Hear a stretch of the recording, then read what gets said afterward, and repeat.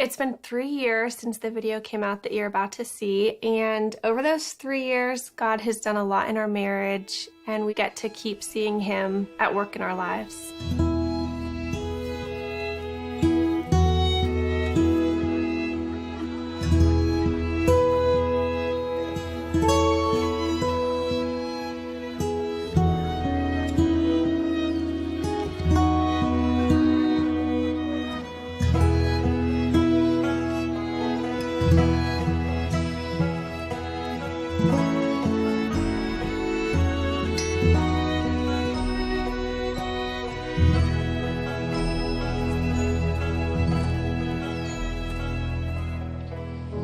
Ian and Larissa asked me to read a couple of quotes from a man named John Piper, who's a well-known Bible teacher, and he talks about marriage and how this mystery refers to Christ and the church. And he says this: marriage is not mainly about prospering economically.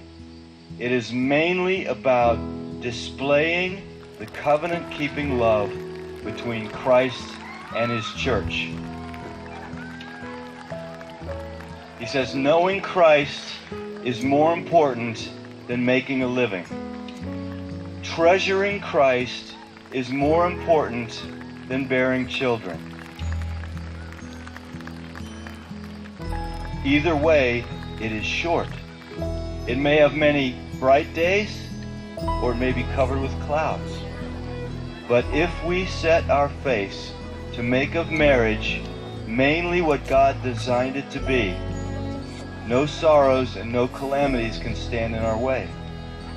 Every one of them will be not an obstacle to success, but a way to succeed.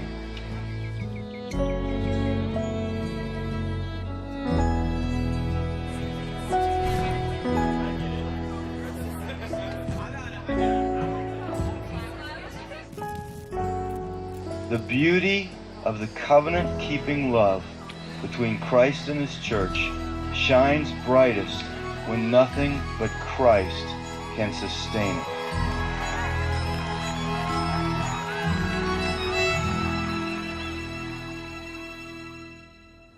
Ian and I first met in 2005 at college and had a blast for 10 months getting to know each other. And I was looking through and I found one of my favorite pictures, which I think was actually taken right before his accident. He set up a camera on his tripod, and it's just a classic Ian face that to me sums up who he is.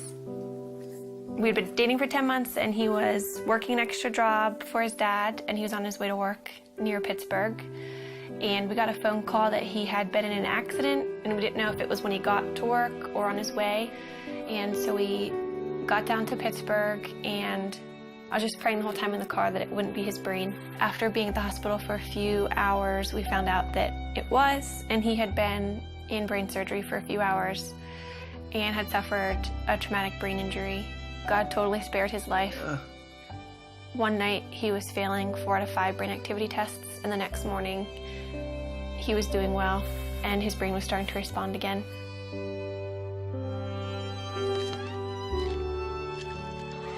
I moved in with his family after the accident, so I was really involved in his therapy and just did whatever I could to make his life fun. We'd go out on dates, and looking back, it's weird because he couldn't talk and he couldn't eat. So we probably looked like complete weirdos being on dates, but we had a blast, and I just talked to him all the time.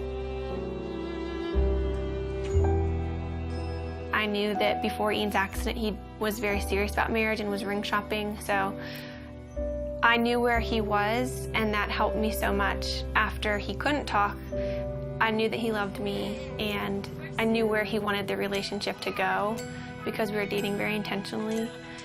We just prayed that marriage would someday happen and watched all of our friends get married and start having families. That was challenging, but we just tried to hold out hope that that would be us someday.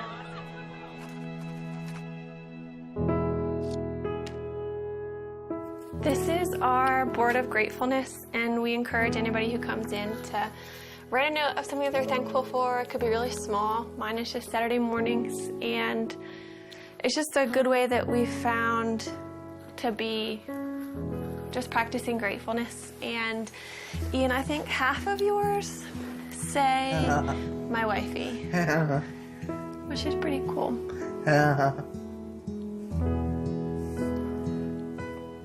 We decided that we couldn't really consider marriage as an option until Ian was able to communicate. But if he could communicate with me, then we could have a marriage, knowing it would be really different.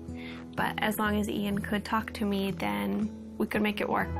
So once Ian began communicating, it became a little bit more of an option.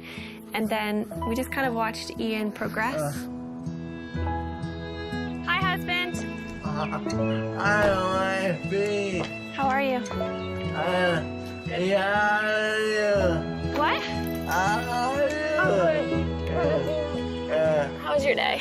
Yes. A conversation I had with his dad, it was one of those conversations where I realized this could happen. Then that August, his dad was diagnosed with brain cancer. And at that point, his dad's biggest concern was Ian and I, and whether or not we were going to get married or step away from our relationship. He wanted us to make a decision to move our lives in some direction. He passed away before he was able to see us get engaged, but that was a huge impetus in why we started to pursue engagement.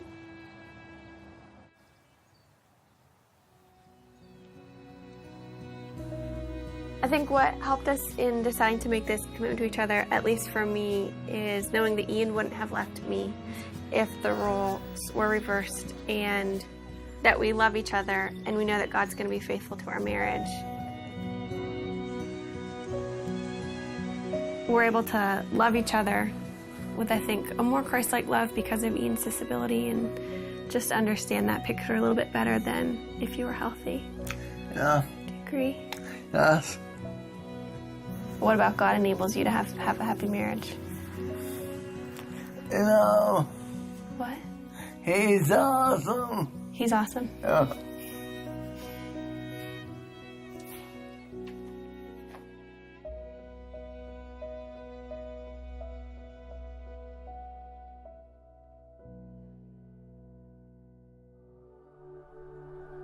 It's been 3 years since the video came out, and over those 3 years, God has done a lot in our marriage and continues to heal Ian, and we just get to keep seeing him at work in our lives. It's been me one. I feel really good to be one of myself.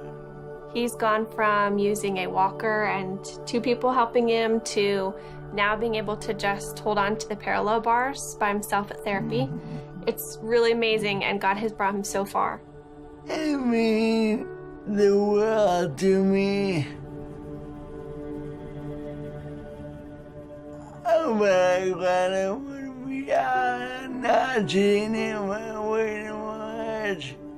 What's a way you've seen God help us in our marriage? I'm trying to do. And you really thought you'd need help with that? No. I am my confidence again, and I saw him more clearly when I'm going with you. We've been given the opportunity to write a book, which has been a very interesting adventure for us, sharing our story from meeting to getting engaged to getting married, and we're really excited to have the opportunity to just share all that God has done in our lives.